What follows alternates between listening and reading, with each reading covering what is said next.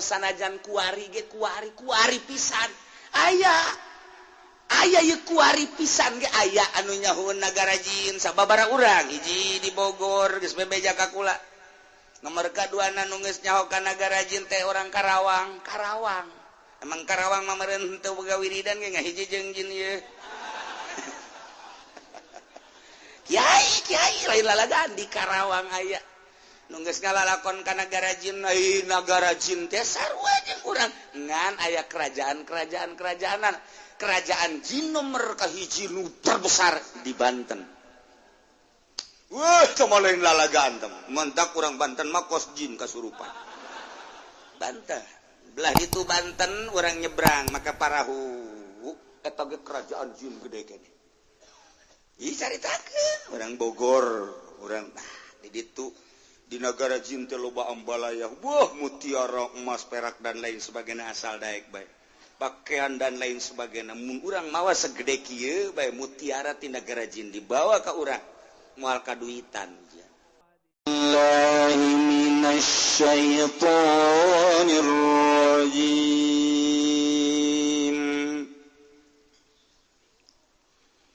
Bismillahirrahmanirrahim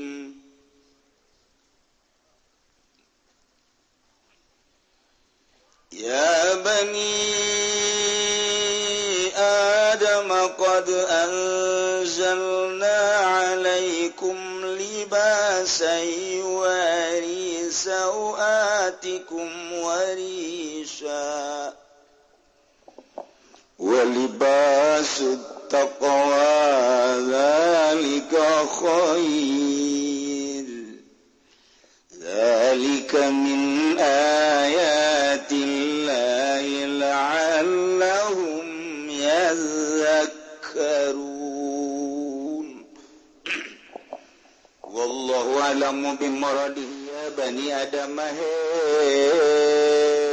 turunan Adam kabeh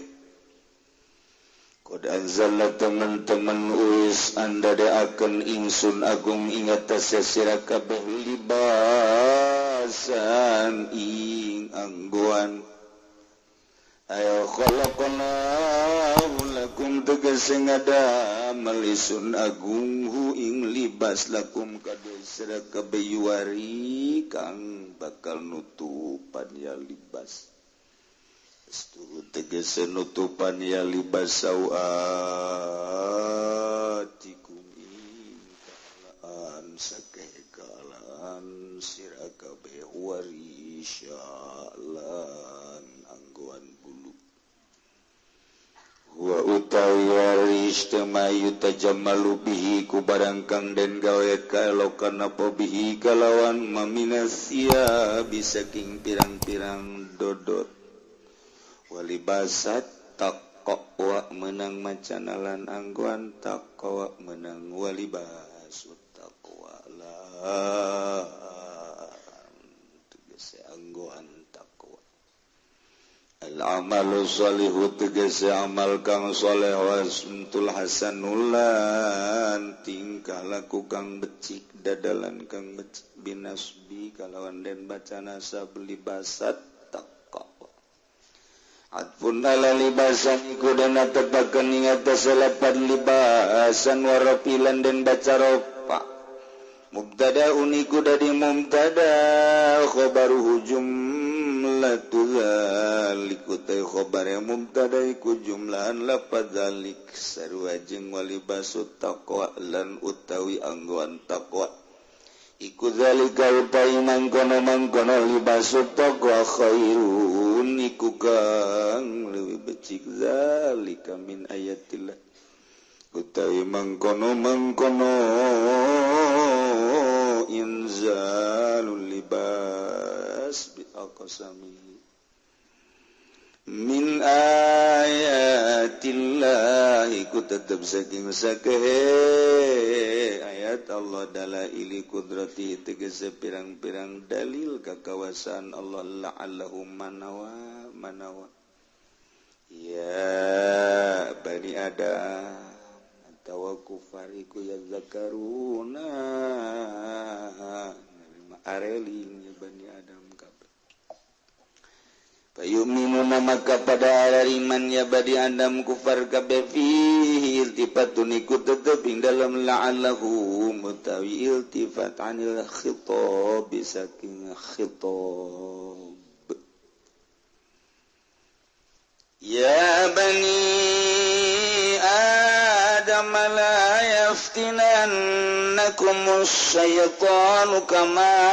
akhraja abawaykum minal jannah yanzi'u anhuma libasahuma liyuriyahuma sawatihima innahu yarakum huwa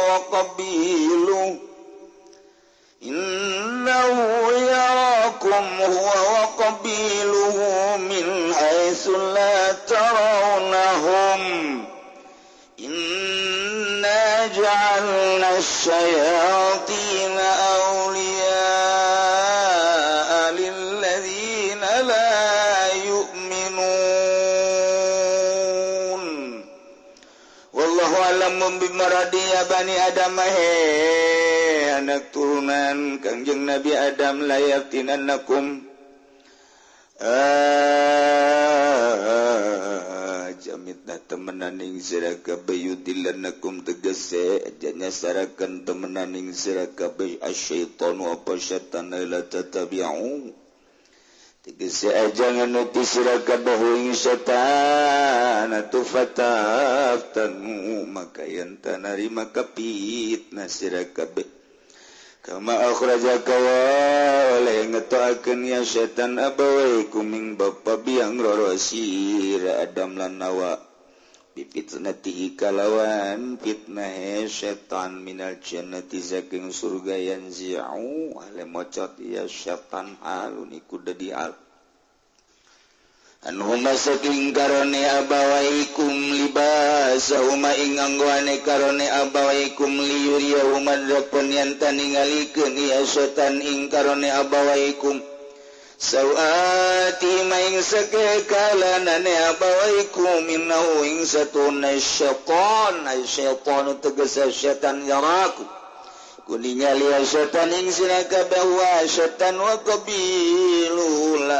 balad-balad setan junud tegese pirang-pirang balad tentarana setan min haitsu la tarawnahum saking panggonan orang ningali sira kabeh ing setan wa qabilu lillato pati aja sadihim kena arah-arah lam buta pirang-pirang jasa de setan wa qabilu oh adami alwani mata warana pirang-pirang warna setan wa qabilu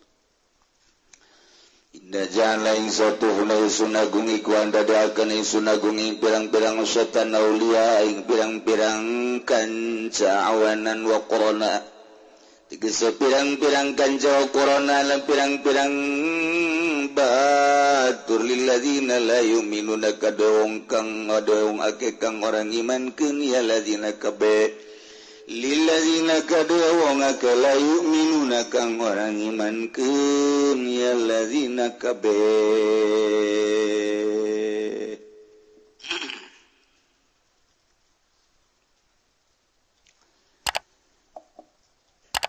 ngalanjutkeun dongeng tentang diturunkeuna bapa ibu urang Adam Hawa sabada ditundung ku Gusti Allah kulantaran ngalaksanakeun kasalahan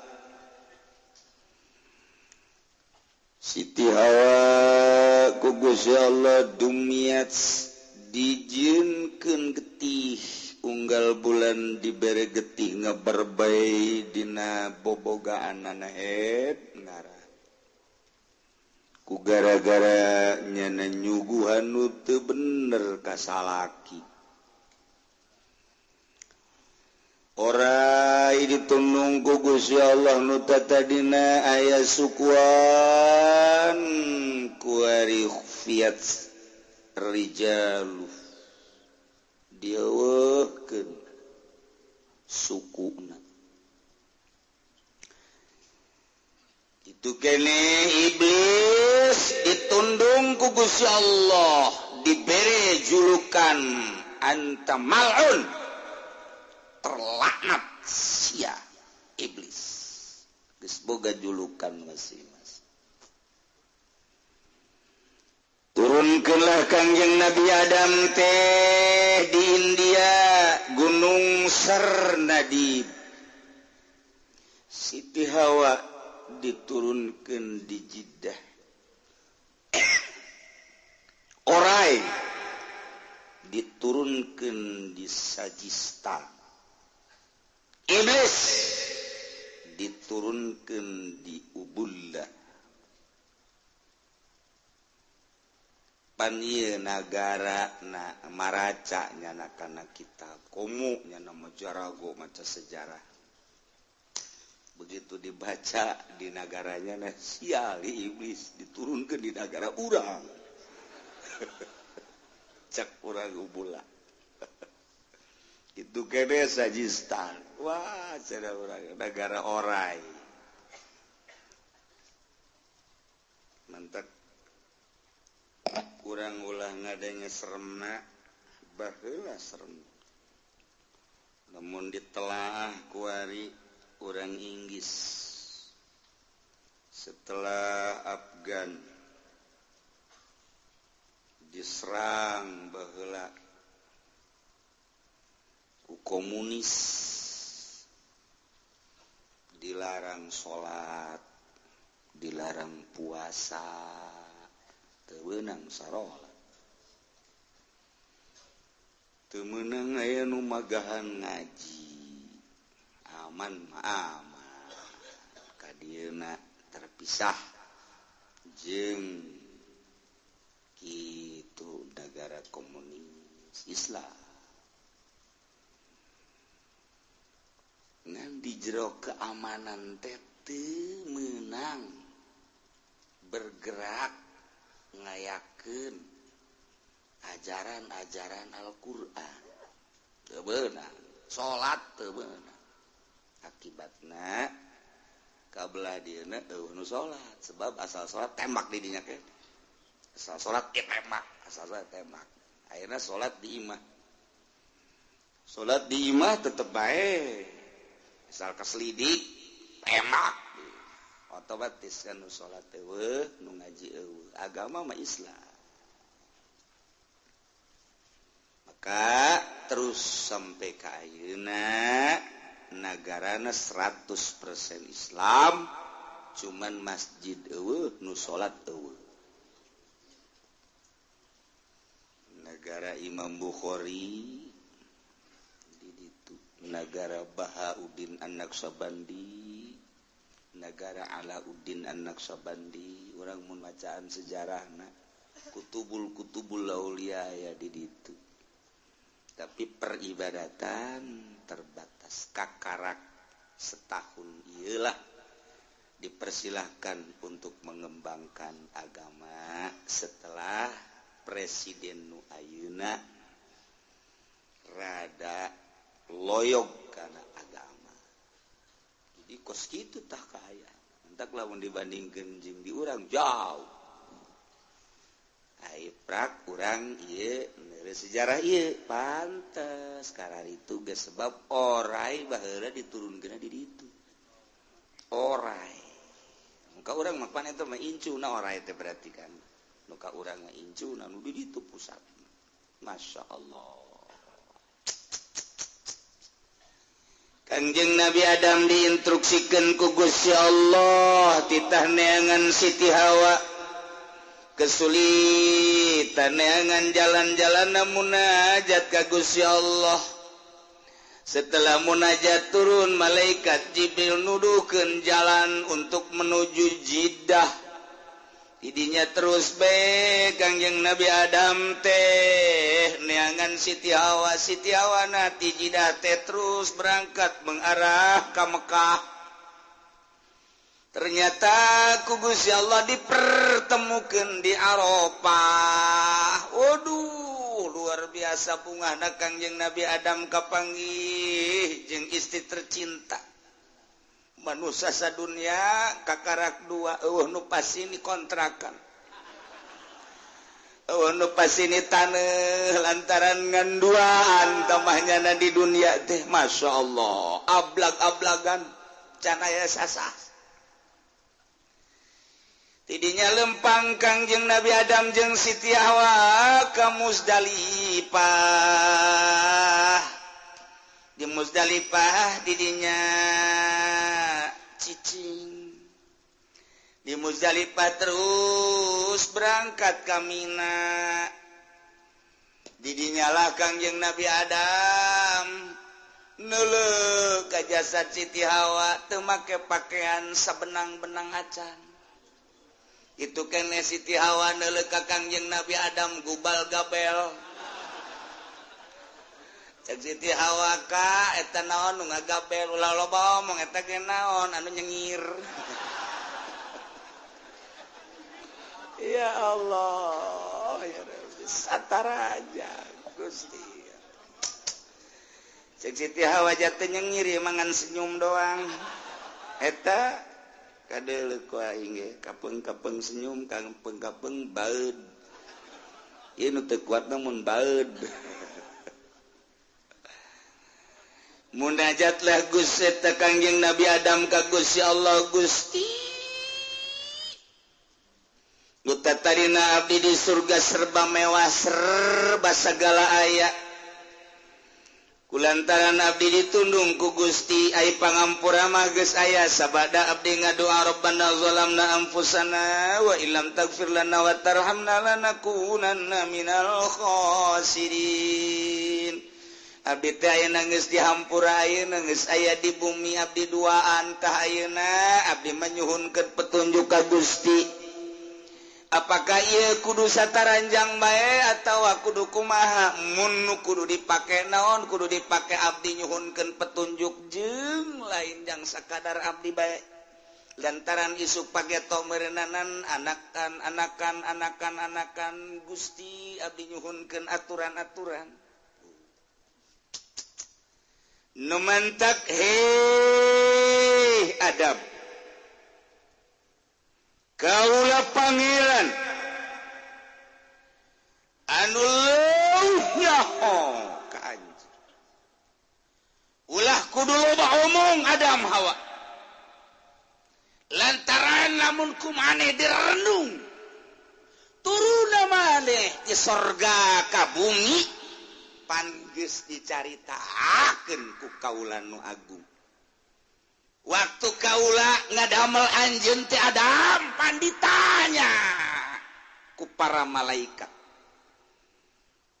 Dek naon ieu Gusti teh nyieun kos kieu pan dijawab ku kaula inni ja'iluka fil ardi khalifah. Kaula ngadamel ka anjeun teh bakal jadi khalifah di muka bumi. Ulah kaget Adam. Ku sebab maneh kabongbroy ku nasehat iblis, maneh teh nyieun dosa. Ulah kaget sebab eta mah ngan sakadar ngalaksanakeun perjanjian ini ja'iluka fil ardi khalifah. Ayeuna anjeun geus aya di bumi dijadikeun sebagai khalifah. Bakal dibere aturan-aturan nu dibutuhkeun baik agama maupun dunia. Masya Allah. Teu sambarangan kaula nurunkeun ka anjeun Adam lamun henteu nyieun aturan-aturan nu mantak ayeuna rek dibere nyaho ku kaula. Hei Adam, jang anak cucu anjeun deui. Lain sakadar jang anjeun duaan. Kebutuhan-kebutuhan tentang agama, tentang dunia bakal dicaritakeun terus sih berapa macam kebutuhan. nyangakeun sadaya-daya cek Kangjeng Nabi Adam nuhun gustingan atuh abdi pan ieu kapanasan geura dada-dada buru-buru bujur panas di hareup panas lantaran cuaca di Mekah teh kapan lain cara diurang mamun panas bisa ngiuhan tatangkalan ambalayah tangkal Ambon belah kulon ge nu ngaji tarariis di dinya bari ngopi bari ngarokok kiai-kiai nyana-nyana nyayomkeun oh di urang babari belah ditu aya tangkal buah belah panas bisa ngiuhan tapi di Mekah di Saudi Arabia baheula mun panas dek ngiuhan di mana maka Kangjeng Nabi Adam mayang buru-buru panas Gusti panas sanajan tatangkeupan ge atuh ai panas kieu mah Gus dek di mana happy atuh happy sote lamun tiris panas kieu mah bow atuh cuaca panas saja urang nangkep pamajikan mah hau atuh sarua jeung asup ka hau direrab Masya Allah nah Adam kaula nu agung ayeuna dek jaritakeun kebutuhan pertama tentang pakaian ya bani Adam qad anzalna alaikum libasan yuwari sawatikum warisha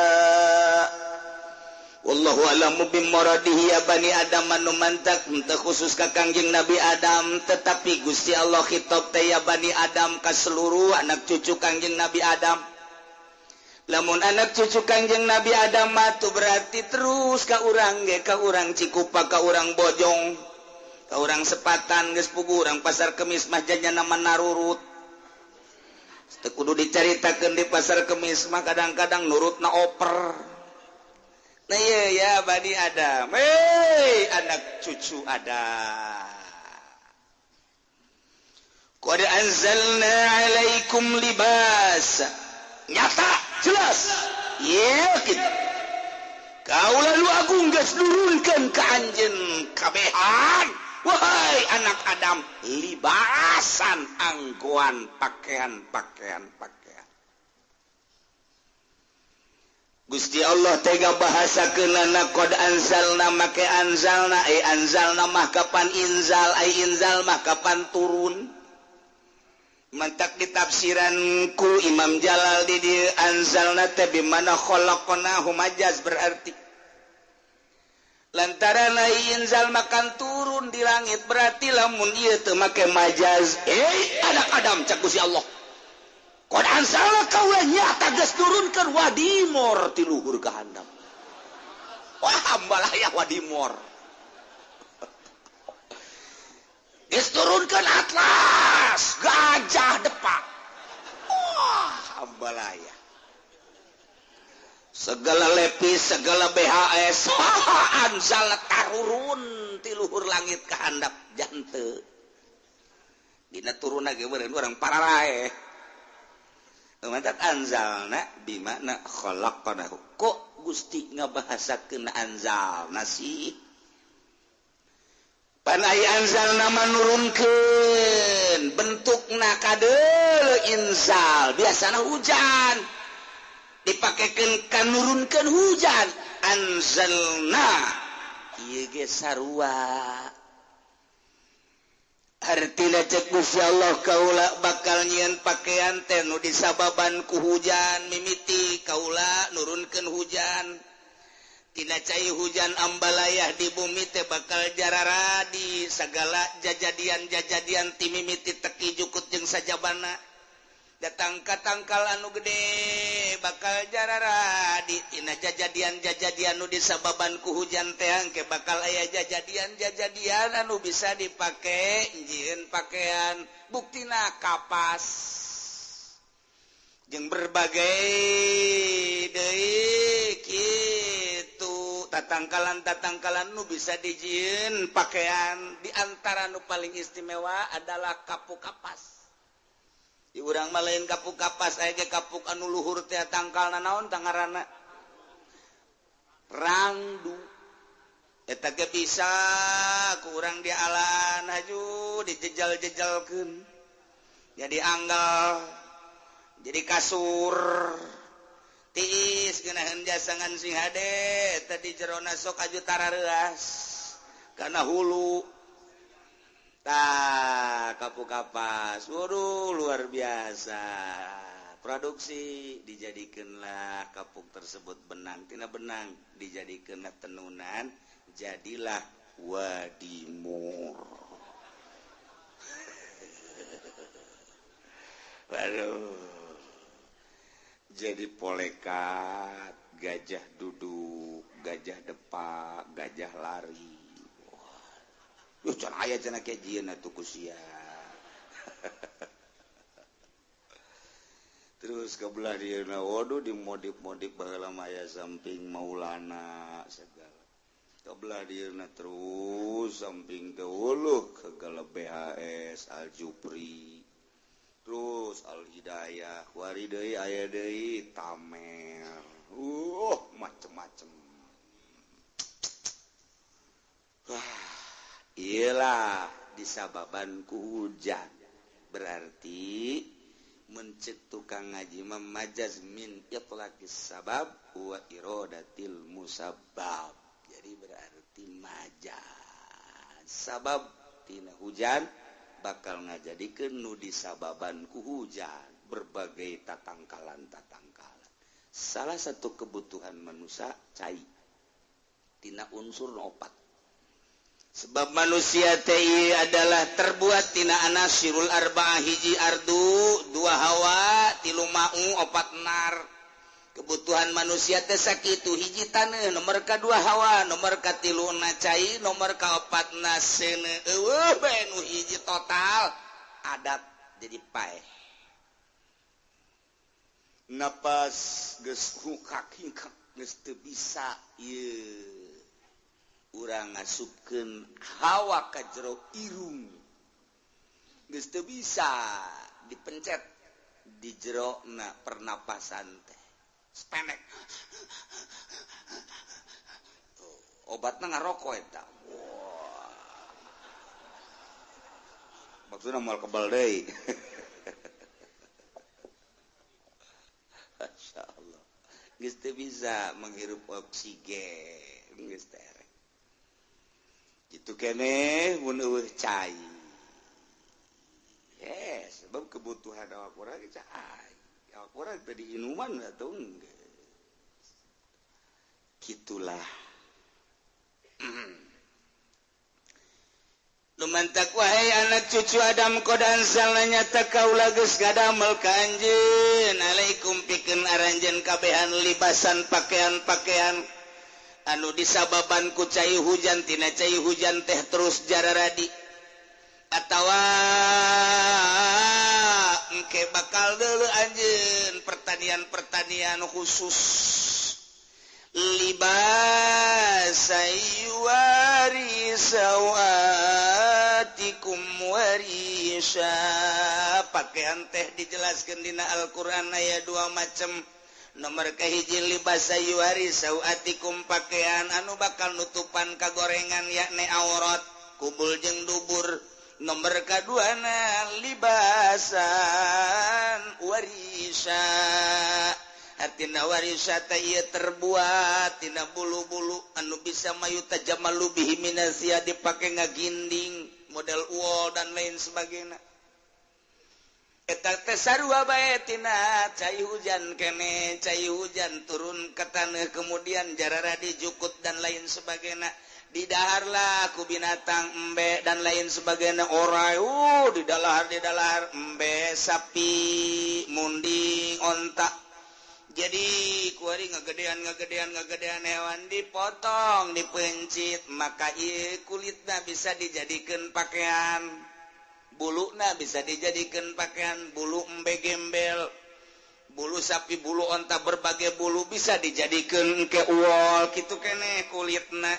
dibawa di Tangerang, di Bogor, di Cianjur, di Sukabumi, dibawa ke Garut, dibawa ke Bandung.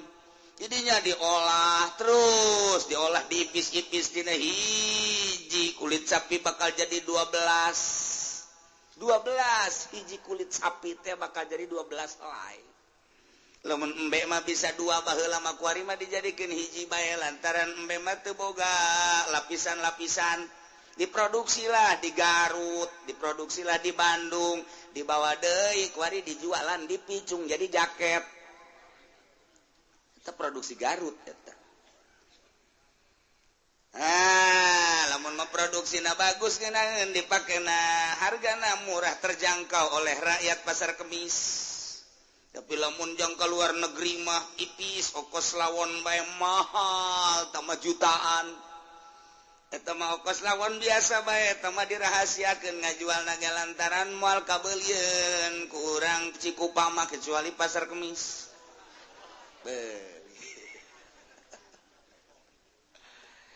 Dipakailah di luar negeri saha nu makena penyanyi ternama Elvis eta make buatan Garut sebenarnya calanana teh nu herang-herang teh teh kulit buatan Garut dipakai deui ku Mick Jagger eta teh kulit buatan Garut sebenarnya mah gitu dipakai deui ku Al Jarreau kulit buatan Bandung eta sebenarnya seserian heran aing mah.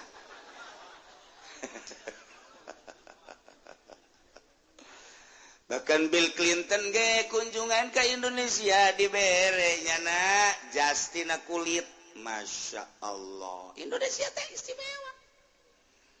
Tuh, urang mah di dia ngajualan kulit sapi sabaraha duit hargana eta kulit sapi teh hijina? Hah? Hijina sabaraha hiji salembar gede. Bisa ente mangsa 100.000. Ente 100.000 lah ke 100 beheulana ulah sok murah-murah loba tukang kulit. Kumaha sih bila perlu 500.000 lah. Bawa ka ditu dijieun 12 keur carita salembarna jadi hiji baju bae. Atawa 10 nu 2 jang tambal-tambalna hijina misalnya dijualna ieu kuari 5 juta kali 10 jadi sabaraha atuh memang hitungan bae heulanan 50 juta sasapi Masya Allah mantap kamu mun tukang kulit hargakeun 1 juta mahal gitu jadi jaket mah Kalimat timbul pertanyaan paneta teh kulit kuari dipake kuari jaket kulit nu di urang makan dipake na teu meunang kahujanan asal kahujanan bae jadi heuras aju bau tak kumaha lamun jaket kulit kahujanan aju bau ku urang kuari digoreng pake kerupuk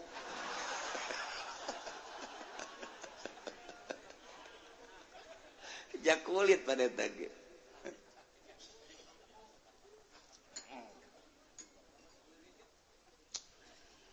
nomor kahiji bahasa yuwari sawatikum pakaian anu jang nutupan aurat ulah kadeule dihareup bubal gabel mun lalaki ulah kadeule serenyum jeung bendu baud ulah kadeule kitu kene di tukang supaya rapi libasa yuwari sawatikum nomor kahiji nomor kedua libasa warisa di samping warisawatikum teh ditambahan ku ginding make potongan nu rapi terbuat tina lawon nu bagus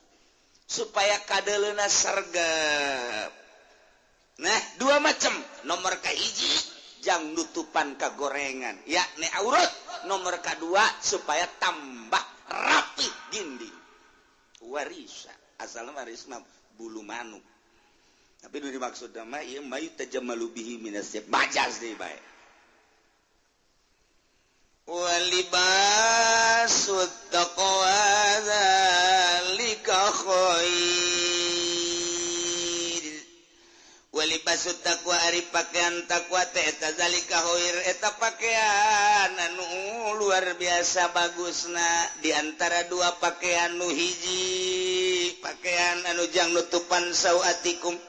nomor kedua pakaian anu jang ngaginding-ginding nah diantara nu dua walibasu taqwa pakaian takwa nujang kadeleuna ku Gusti Allah rapi kadele ku makhluk rapi pakai nutupan aurat eta teh zalika khair berarti libasu taqwa jatuhna kanu pertama naon libasa yuwari sauatikum pakaian nu pakai nutupan aurat iya pakaian anu khair bagus cek sawareh malibasu taqwa teh pakaian-pakaian anu paranti ibadah ka Gusti Allah dipake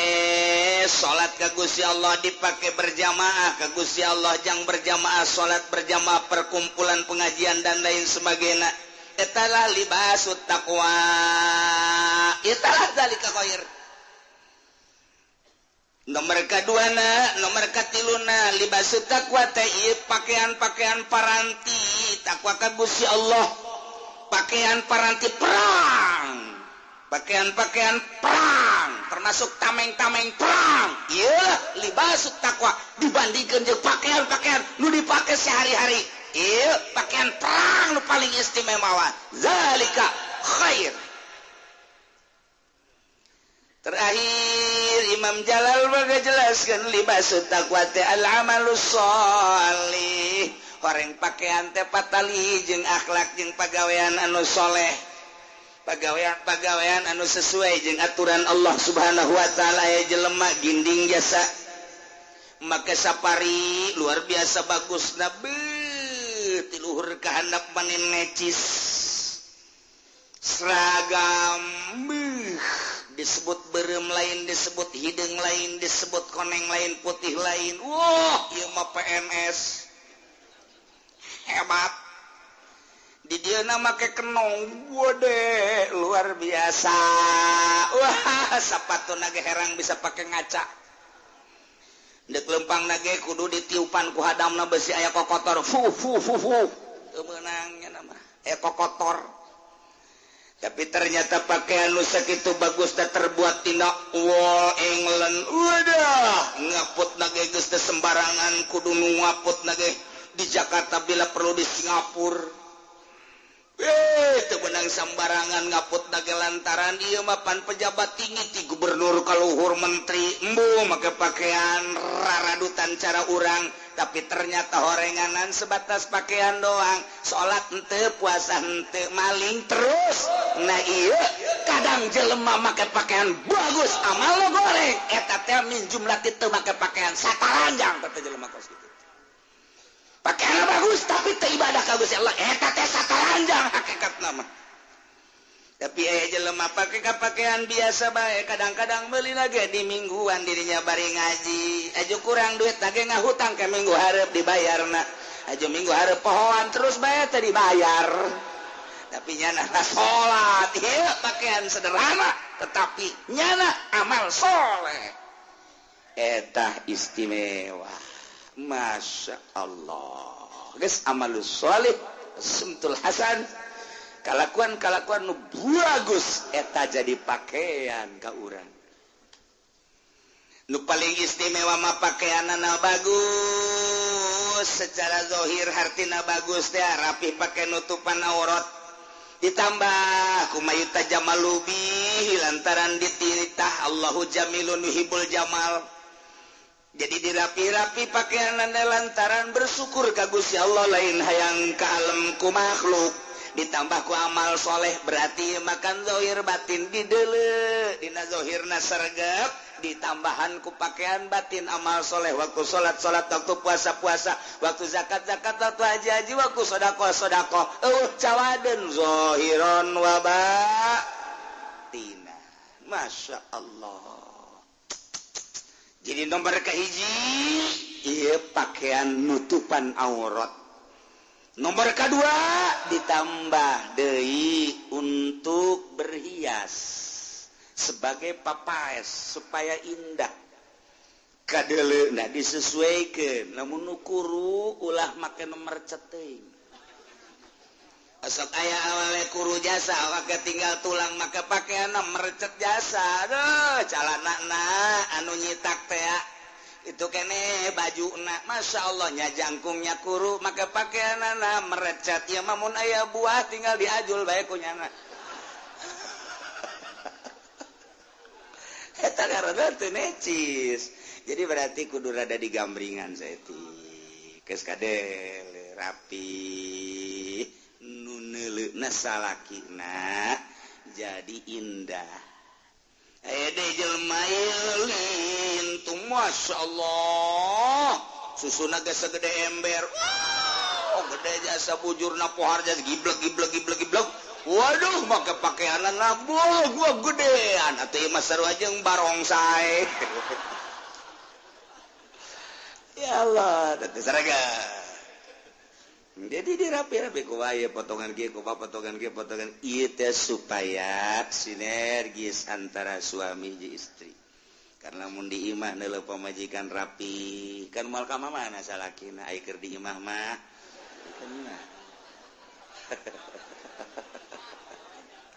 Lah cek salaki udah cukup aing neuleuh sia bae ge jas sia rapi bae. Geus teu kudu neangan ka mana deui geus rapi kadeleuna aing mah. Neuleuh sia tuh. Aju salaki nagekan rapi becak pamajikan anak asana pangkasepna kakak di dunia kakak mah sanajan hideung tapi herang kakak mah kadeleuna ya pun sider gitu kan nyambung suami istri Masya Allah ngeunah dititah urang kitu teh pakailah sarwajeng pakaian untuk menutupi aurat. Di samping itu tambahlah dengan keindahan-keindahan supaya di imah tangga ngeunaheun saling memandang. Ieu teh khususna ka Kangjeng Nabi Adam jeung Siti Hawa, umumna jang anak cucu Adam jeung Siti Hawa. Libasut taqwa zalika khair, pakaian nu paranti takwa eta lah nu paranti anu dihebatkeun manu hebat, paranti salat, paranti ngaji libasut taqwa.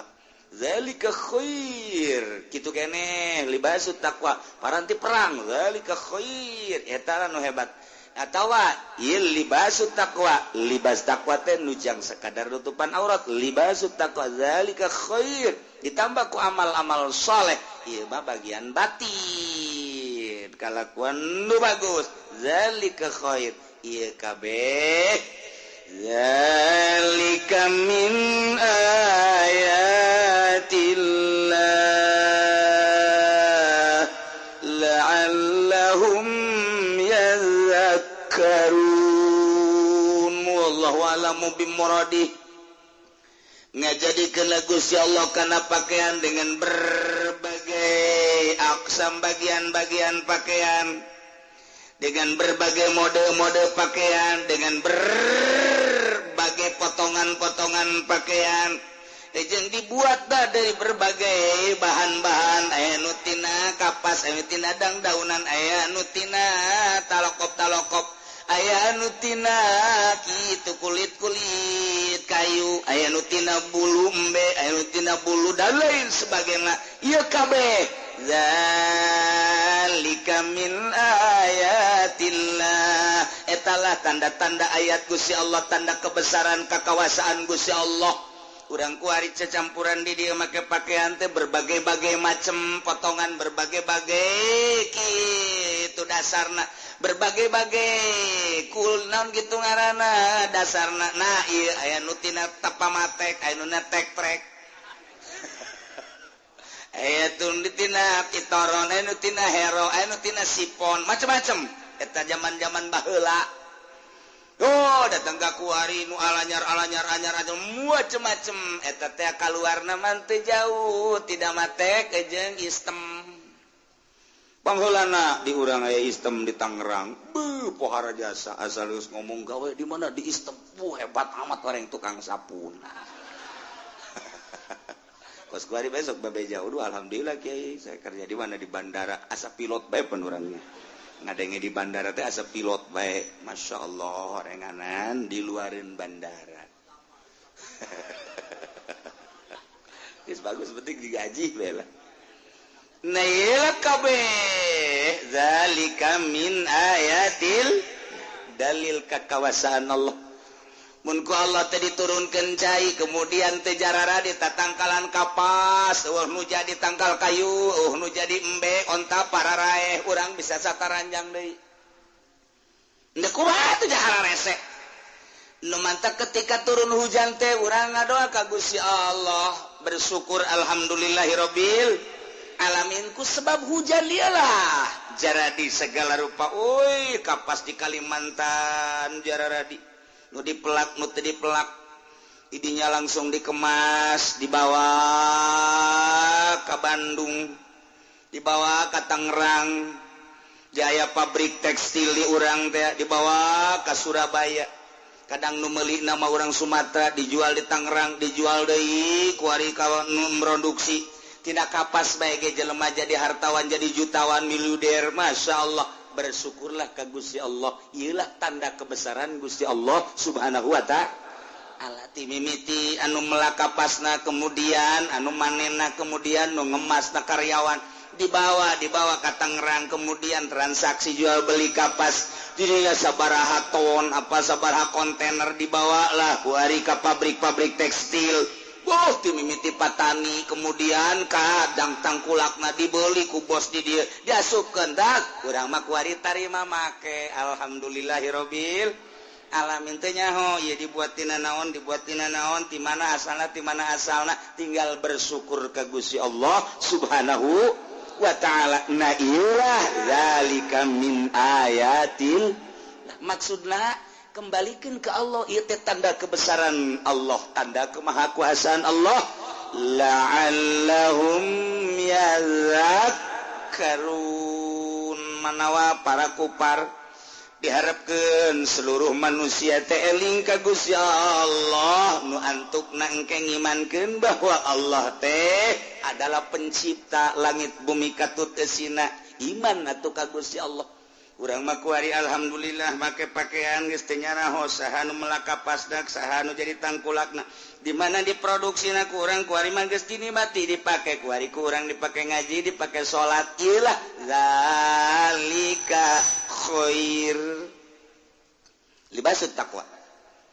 tapi batur coba nu sagedengeun urang beuh make pakaianna mararahal tapi teu iman ka Gusti Allah nyana agamana Konghucu nyana Buddha nyana Hindu nyana Protestan Kristen Katolik dan lain sebagainya tah geus dibere nyaho ku Gusti Allah awas ieu teh tanda kebesaran Allah la'allahum yazak ingat sia ka aing cek Allah Idia aya iltifat cek ahli ma'ani ma'ai tadi di luhurna qad anzalna alaikum khitab tapi di dia kunaon la'allahum gaib la'allakum yazakkarun endahan la'allahum yazakkarun bagian ilmu ma'ani teh mangarana iltifat panjang kurang mun dibahas jangan anu ngaralti mah ngaji geus ngaji johar makrun ngaji ukudul juman pasti para raham tama mun teu poho anu teu ngaji mah tuh wadako ngaji tafsir ngaji hadis teu mondok geus ulah diharapkeun beres nu mondok ke kacaletot bae mah nu teu mondok mah mantak wawanianan budak sakola ngahartikeun Quran wawanianan eta bahasa model kitab bahasa model majaz bahasa model kinayah deuk kumaha ngahartikeunana degungkeun habak jelema kos kitu mondok heula sia ngartikeun Quran mah eta bahasa kitu aju naon maksudna wal iltifat wa yutuna ieu iltifat teh kos kumaha nah engke naon rahasiana iya tak kahara resep aya majaz aya majaz mursal aya majaz isyarah kemudian dirinya aya alaqah aya korena deuk ngamajazkeun teh teu sambarangan kemudian ngamaksud ngamajazkeun teh naon eta Gusti Allah didinya masyaallah aju di dieu teh aya bahasa kinayah engke aya bahasa iltifat eta kumaha kos karitu mun teu mondok aya nu mondok ti leuletik kaji pendi di kampung pondok tapi teu ngaji bodoh terus-terusan tamati orok datang ka paeh bakal di pondok bae nya mah ya bani adam la yaftinannakumus syaitan kama akhraja abawaikum minal jannah. Ya Muhammad cek Gusti Allah nu mantak didongeng-dongeng ge ieu para rasul para nabi dimimiti bapa moyang urang dikisahkeun ku Gusti Allah dina Al-Qur'an engke bakal panjang luar biasa kadituna kabelah dieuna engke bakal aya dongeng Kangjeng Nabi Idris ke Kangjeng Nabi Nuh ke Kangjeng Nabi Hud ke Kangjeng Nabi Daud ke Kangjeng Nabi Lut terus kabelah dieuna Kangjeng Nabi Sulaiman didongengkeun terus para nabi Musa Nabi Yusa kabelah dieuna Kangjeng Nabi Isa alaihi salam diakhiri ku Kangjeng Nabi Muhammad sallallahu alaihi wasallam. Ieu para nabi dikisahkeun dina Al-Qur'an teh supaya jadi ibrah limayasmauha bagi jelema-jelema anu ngadenge teh supaya jadi contoh jadi tergugah hatina nu bagus bisa diturutan anu gorengna ke bisa dijauhan tujuan daripada ngisoh-ngisohkeun para rasul supaya jadi ibrah hati ketika urang ngadenge teh Kanjeng Nabi Adam kan urang berpikir eta bapa urang kunaon make maksiat di sorga lamun tah heula teu maksiat meureun aing ge teu kudu hararese hirup di sorga ngeunaheun jasa teu kudu boga kontrakan aju cak nu ngontrak aing teu kudu ngontrak aju cek nu tani aing teu kudu macul segala ngawaluku aju cek tuh nu di kantor meureun aing lah meureun teu berpikir kadinya ulah ngomong kitu lantaran Gusti Allah geus ngajelaskeun inni ja'iluka fil ardi khalifah tinggal eta memang kesalahan Kangjeng Nabi Adam ku urang ku ari dijadikeun ibro cacak-cacak Kangjeng Nabi Adam salah mah tetep bae ditundung ku Gusti Allah komo aing tah kuduna kitu. Kanjeng Nabi Adam bae salah jeung Ibu Hawa ku Gusti Allah diturunkeun tina nu mulya sorga diturunkeun ka bumi anu hina eta teh anu kesayangan Gusti Allah atuh komo aing sapira aing meureunanan pangkat teu boga derajat teu boga aju aing maksiat bae terus meureunanan ieu deuk diturunkeun ka mana ieu aing deuk diturunkeun ka mana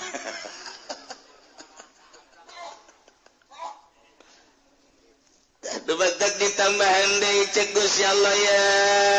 bani Adam wahai anak cucu Kanjeng Nabi Adam la yaftinannakumus syaitan sing hade ulah kagoda ku fitnah-fitnah setan derek sebab setan geus ngancam cak setan teh Iyo Adam jeung Hawa ge kuai kagoda cak setan. Digoda sia kuai urang Cikupa. Aing kumpul di Citra. Aing kumpul di BSD. Sabagian anak buah aing di Purijaya.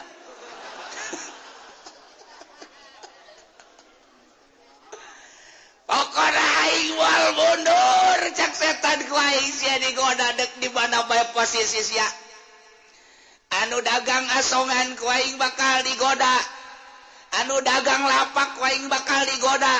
nu dagang karung ku aing bakal dikarungan pokoknya ku aing digoda kabeh cak setan ulah sabat kali aya bapa na bae ge jeung ibuna ku aing bisa komo sia Kuaing bakal digoda nu jadi ustad nu jadi kiai ti tarasub Golkar setan blonnya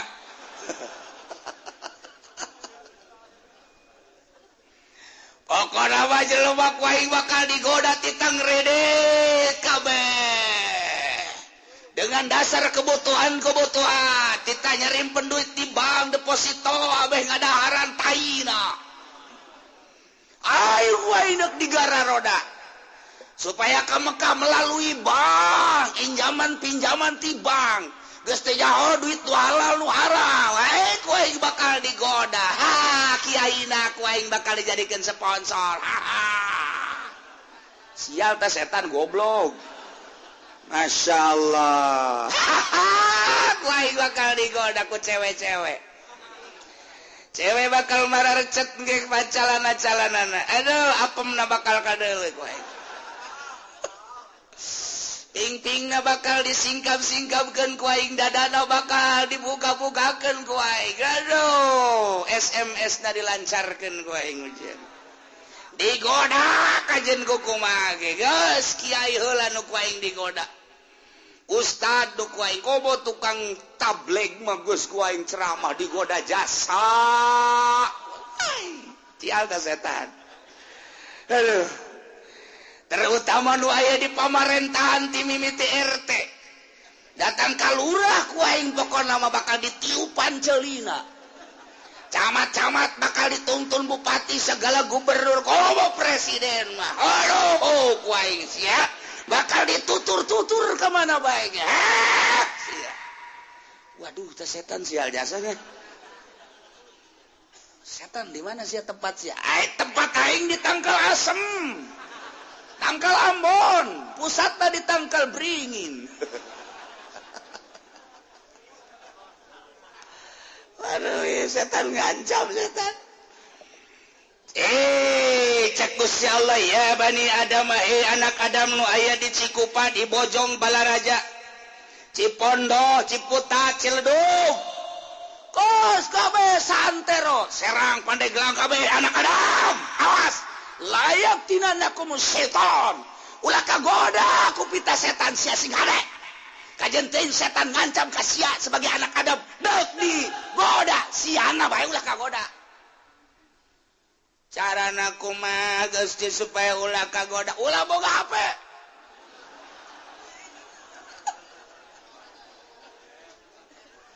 aja pendig hideung aduh boga 5 aing HP aduh naon deui Gusti supaya ulah kagoda ku setan ulah boga TP waduh berat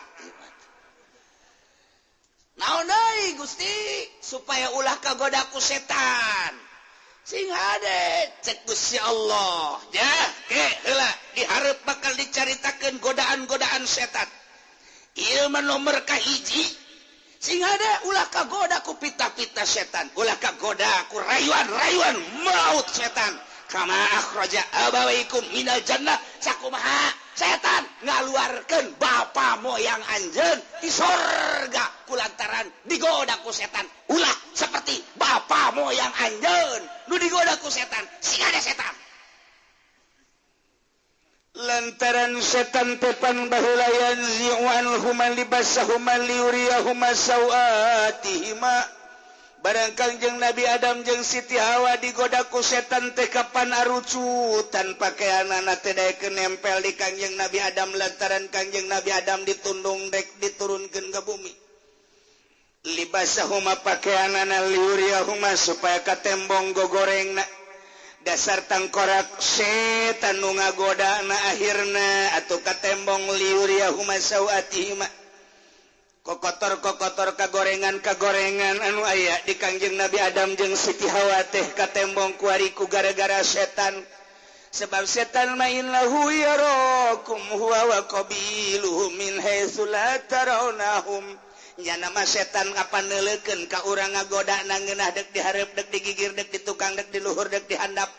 dek urang keur hudang dek urang keur hees nya nama yarakum huwa wa qabiluhu setan maneuleuh ka urang jeung kanca-kanca setan balad-balad setan anak buah setan komplotan setan urang mah teu neuleuh ka pannyana nyana maneuleuh ka urang tapi urang mah min haitsu la tarawnahum tina tempat urang teu neuleuh ka setan ayu setan maneuleuh ka urang ngagodana ngeunaheun jasa urang mah teu neuleuh ka setan deuk kumaha nangkisna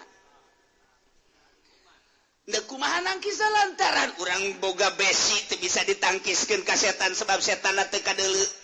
urang boga cimande teu bisa ditangkiskeun lantaran teu kadeuleu urang boga silat karate dan lain sebagainya teu bisa ditangkis kuno koskara itu lantaran setan teu kadeuleuk aya nyana neuleukeun ka urang innahu yarakum huwa wa qabilu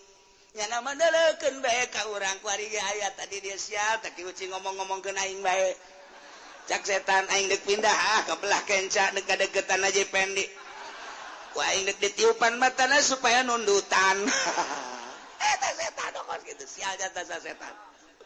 nyana neuleukeun bae ka belah kulon ka belah wetan ka belah kaler mana ieu anu ngaji ku aing deuk digoda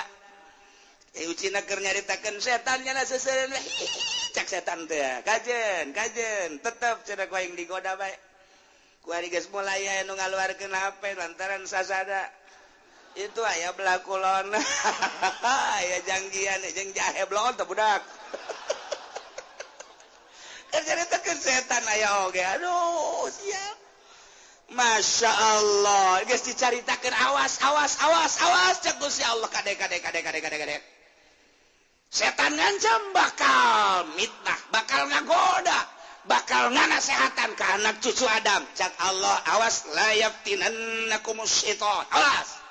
ulah terulang kembali ala tattabi'uhu fataftan ulah nuturkeun ajakan setan maneh bakal kapitnah lantaran orang dijanjikeun lamun orang bersih bakal balik deui ka tempat semula yane surga sakumaha kanjeng Nabi Adam geus dijanjikeun Adam maneh turun engke maneh di mana-mana balik ka akhirat maneh sepi tina dosa balik deui ka tempat anu asal lain jang maneh bae Adam anak cucu anjeun ge urang mana bae sadunya datang ke akhir zaman ketika manehanana balik bersih tina dosa barali ka tempat semula ka sorga bejakeun ka anak cucu anjeun Adam nu mantak ieu urang teh dijanjikeun ku Gusti Allah sanajan Gusti Allah nurunkeun bapa moyang urang ka dunia ya ne ka taneuh ka bumi tetap urang bakal balik deui ka tempat semula na ge ku ari ge kapan kanyahoan urang Semarang loba nu geus balik deui ka Semarang pabrikna ku ari geus teu jalan urang Surabaya nu kaya Tangerang ku ari pabrikna bangkrut balik deui ka ditu urang Lampung balik deui babarengan yang monyet di Lampung ka ditu yang uwa-uwa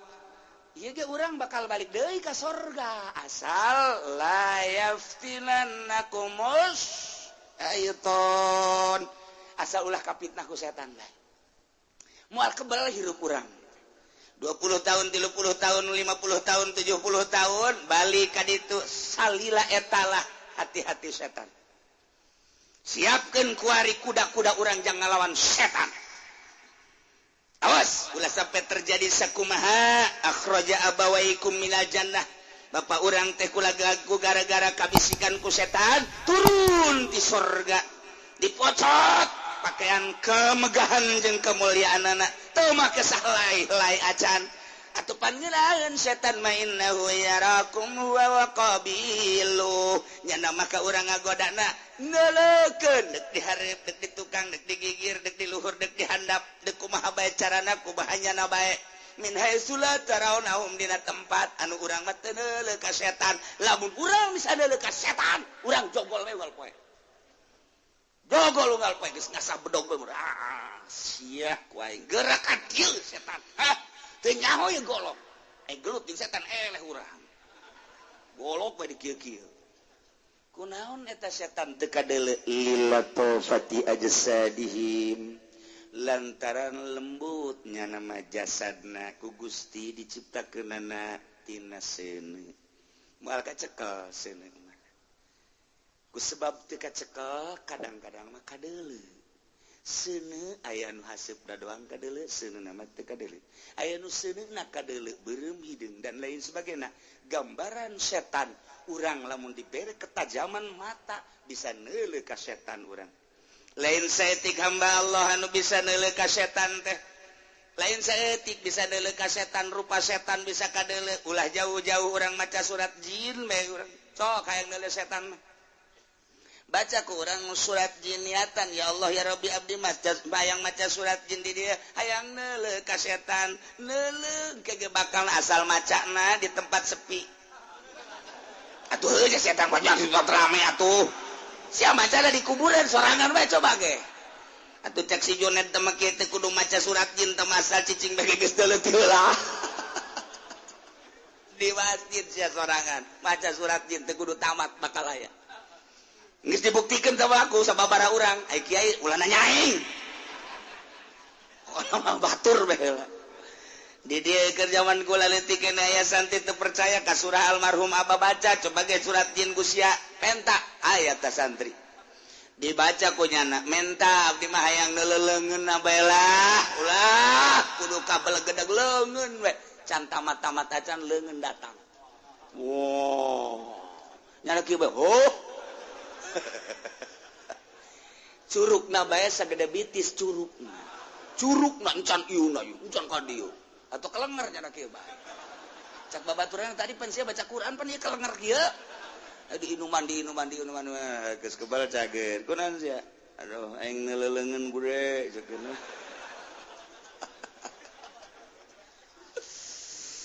aya lamun urang boga wiridan Tuan Syekh Abdul Qadir tah aya Tuan Syekh Abdul Qadir boga wiridan paranti neuleuh jin kula ge can pernah diwirid-wirid besi neuleuh ya waduh dia kaditu da aya teh set cek Tuan Syekh Abdul Qadir asal geus datang kadinya pasti jasa buktikan baca sekian mun dibaca kurang teh mulai aya mimiti tariris awal kurang tiris amat ya awak henteu kebal aya tertrek naon woi ada apa tama incuna masalah tah udah datang aing teu butuh incu nu gede datang jelema dibere wiridan mencet ieu wirid salamere guruna lain guru mencet mah biasa kan dibere wiridan paranti neuleuh jin atuh begitu dipencet tuh kala luar setan mah lulus setan deui dibere neuleuh lantaran urang bisa neuleuh ka haseup bisa neuleuh ka seuneu berbagai warna seuneu kadeuleu jin ge sarua setan ge asal urangna dibere ketajaman penglihatan aya wiridanana ulah nu borangan mah kejar di dinya sia ulah geus kono mah boro-boro maca surat jin maca alif lam mim ge geus haya karasana asal penting me dibaca maca yasin mah maca yasin auzubillahi minasyaitonir rajim bismillahirrahmanirrahim jam 2 macana yasin wal qur'anil hakim innaka laminal mursalin ala siratal ala siratim mustaqim tanzilal aziz sadaqallah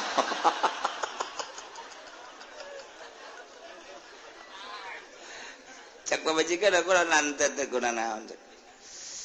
ara risi na maca Quran ti penting cak kenapa masyaallah iya awadami alwani matawan taya rupa setan teh tuh mantak sing ade masyaallah urang bisa deuleuh ka setan bisa deuleuh ka jin lamun urang dibere kecerdasan dibere penglihatan nu tajam mata teh aya nu asli pembawaan pribadina aya nu memang melalui wirid-wirid ayat-ayat suci Al-Qur'anul Karim atau melalui hizib-hizib atau melalui wiridan-wiridan ti guru aya nempo ka nagara jin atau aya dia nagara jin teh ka hiji ieu teh aya dua dimensi di urang teh nagara urang ieu nagara jin ge di dieu keneh disingkapkeun ku wiridan eta trak urang aya di nagara jin aya urang lah di dieu keneh ngan urang lamun asup ka nagara jin teu kadaeleu di alam nu ieu tah lamun urang teu boga kuncina tuh terus di ditu urang boga wiridan asup ke alam jin aja teu boga kuncina tuh terus bae di alam jin terus bae mantak Bung Karno istimewa kunaon lantaran manehana mawauh jeung raja jin bisa asup ka nagara jin masyaallah tah urang mun nyaritakeun ilmu Bung Karno emang kumaha nu mantak Bung Karno mah dibere sasalaman jeung raja jin cak raja jin ieu cincin pake ku maneh ieu lamun deuk berjuang nyaan mantak cincinna dipake ku Bung Karno kamari dibikeun ka kula ieu buktina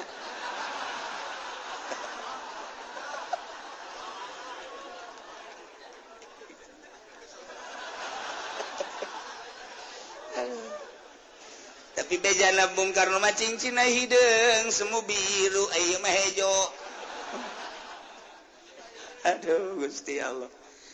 Tak urang menceritakan Bung Karno emang kumaha kitu. Bisa negarkan rajin. Nu mantak Kiai Zaini mendak kerep nyaritakeun Bung Karno si jelema apa lain lantaran nyana bisa asup ka negara jin bisa wau jeung jin-jin hiji. Nomor kaduana baheula waktu benda kerep jadi leuweung nyana mah bisa ngobrol jeung maung. Eta mah di negara urang keneh kos kieu biasa tapi nyana bersenyawa jeung maung ngobrol jeung gajah ngobrol jeung buaya ngobrol. Bung Karno ketika manehna asup ka negara jin teu kadeuleu ku urang wauh lah nyana jeung raja jin moal anggeus urang jaritakeun Bung Karno nu nyaho keaslian Bung Karno Masya Allah teu kudu Bung Karno sanajan kuari ge kuari pisan aya ieu kuari pisan ge aya anu nyahoeun negara jin sababaraha urang hiji di Bogor geus bebeja ka kula nomor kaduana nu geus nyaho ka negara jin teh orang Karawang emang Karawang mah meureun henteu boga wiridan ge ngahiji jeung jin ieu. Kiai lain lalagan di Karawang aya. Nu geus ngalalakon ka negara jin, negara jin teh sarua jeung urang. Ngan aya kerajaan-kerajanan. Kerajaan jin nomor kahiji nu terbesar di Banten. Wah, cuma lain lalagan teh. Mentak urang Banten mah kos jin kasurupan. Banten. Belah ditu Banten orang nyebrang maka parahu eta ge kerajaan jin gede kene. Ih caritakeun orang Bogor, orang di ditu di negara jin teh loba ambalaya, wah mutiara, emas, perak dan lain sebagainya asal daek bae. Pakaian dan lain sebagainya. Mun urang mawa segede kieu bae mutiara ti negara jin dibawa ka urang moal kaduitan. Aya nu ngarewas naon wiridanna cenah ge. Sia maka dinya bae pan. Aduh, terus teu beres emang budak ieu mah ieu. Setan. Ke urang jaritakeun setan jin di nagarana. Ke dihareup bakal mantak asa ulah ngabesan. Inna ja'alna asyayatina awliya'a lilladzina la Wallahu a'lamu bimmaradi cek Gusti Allah sanyana kaula nu agung ngajadikeun ka para syaiton-syaiton teh sebagai kanca-kanca, sebagai babaturan-babaturan, sebagai kroni-kronina. Kasa lilladzina la yu'minun ka jelema teu arariman, Katolik, teu iman ka Allah, Protestan, kafir pokona mah. Yahudi Nasrani kitu kene bangsa budak Konghucu dan lain sebagainya iyalah jelema nu teu iman ka Gusti Allah kronina syaiton kuari lamun lain ajakan setan Yahudi jamual kuari lamun lain ajakan setan Nasrani Amerika jamual urang geus nyaho sabenerna mah eta teh keur kasurupan setan ngan di urang na deui nyana ngahijina jeung para setan-setan. Jadi aya kedua komplotan di urang teh aya nu sok maca Quran bae nu iman ka Gusti Allah, aya nu teu iman ka Gusti Allah ngahijina jeung setan. Sabenerna mah hate teh merontak ngan kulantaran di luhurna lolobana ngahijina jeung setan sedengkeun jadi kroni. Urang mah teu daya teu upaya. Kasimpulanana setan ngagoda ka makhluk nu hirup anak cucu Adam nyana ngahiji jeung para kroni-kronina nu jadi kronina ialah jelema-jelema nu teu iman ka Gusti Allah, teu iman ka Kangjeng Rasulullah, teu iman ka Al-Qur'anul Karim asal aya kafir eta kroni setan. Yahudi kroni setan, Nasrani kroni setan. Kajen ngomong lembah lembut ujung-ujungna kajen kuku mage tetap ngajerumuskeun bae. Gitu baik. Walan tardo angkal Yahudu walan Nasara hatta tattabi'a millatahum. Yahudi jeung Nasrani maja datang ka irah ge moal ridaweun ka urang sehingga urang nuturkeun nyana sebab nyana karoni setan. Ke geura dihareup ke sababaraha ayat deui bakal dicaritakeun tempat-tempat setan jeung di mana nyana cicing-cicingna. Wah, luar biasa. Kaki haji mungkin nyana cicing di sorban. Wah, Kabupati meureun dikenong macam-macam ke setan teh jeung ke bakalna aya anti-antina kudu dibacaan naon ieu setan sebab kadang-kadang aya jelema kasurupan sebab jelema teh kasurupan sakumaha setan nyurup ka oray tiba heulana setan teh nyurup datang ka kuari sok nyurup ka makhluk-makhluk asup nyana kadinya dipencet ku urang dibacaan ayat kursi Bismillahirrahmanirrahim الله لا إله إلا هو الحي القيوم لا تأخذه سنة ولا نوم لا تأخذه سنة ولا نوم لا تأخذه سنة ولا نوم pencetkeun urang set bisa sial ta setan baca nu matinya bisa kos kitu mah itu kiai kaisinan mentak ulah sapencet-pencet tak setan leuwih pinter tibatan urang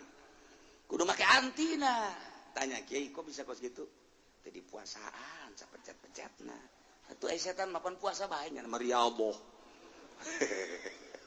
tanda taksi ade ieulah Quran ngajelaskeun kajeun jang batur ba ulah dibejaan jang urang bae sadarkeun diri urang hate urang pikiran urang bahwa cak Al-Qur'an inna ja'alna syayatina auliya lil ladzina la yu'minun saenyana kaula nu agung maha pencipta geus ngajadikeun ka setan-setan sebagai kanca, sebagai kroni, balad, babaturan, sobat, nyobatna lil ladzina la yu'minun ka jelema nu teu arariman. Asa jelema teu iman ka Allah ya ane kafir, sobat setan. Sing hade jeung jelema eta. Tuh kan, setan mulai aya. Wa idza fa'alu wallahu a'lam.